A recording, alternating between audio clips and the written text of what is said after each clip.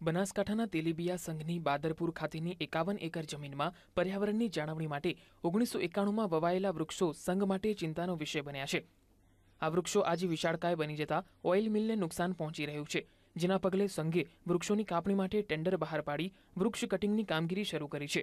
જો કે વૃક્ષોના કટિંગથી અનેક પક્ષીઓના ઈંડા અને બચ્ચાવાળા માળા પીખાઈ જવાના ડરથી આ કામ બંધ રાખી 2 મહિના બાદ કામ કરવા રજૂઆત થઈ છે।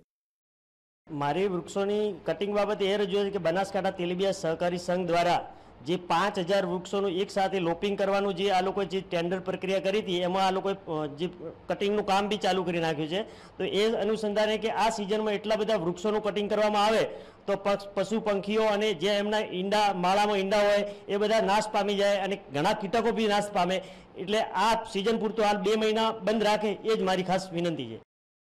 ઓઇલ મિલની 51 એકર જમીનમાં 21 વર્ષ પહેલા વવાયેલા વૃક્ષોનું કટિંગ હાથ ધરાયું છે।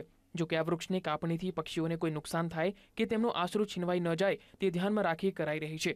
આ વિસ્તારના માત્ર સુકાઈ ગયેલા અને નડતરરૂપ વૃક્ષો જ કાપવાનું આયોજન છે। વૃક્ષની કાપણી મામલતદારની મંજૂરીથી શરૂ કરાઈ હોવાનું પણ સંઘના એમડી જણાવી રહ્યા છે।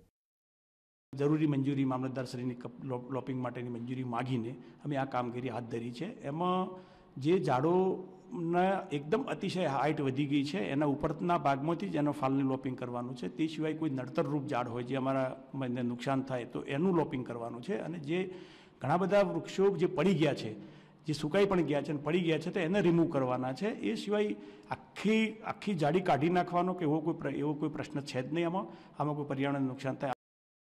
પર્યાવરણના જતન માટે તેલીબિયા સંઘે કરેલું વૃક્ષારોપણ આજે તેમને નડતરરૂપ સાબિત થયું છે।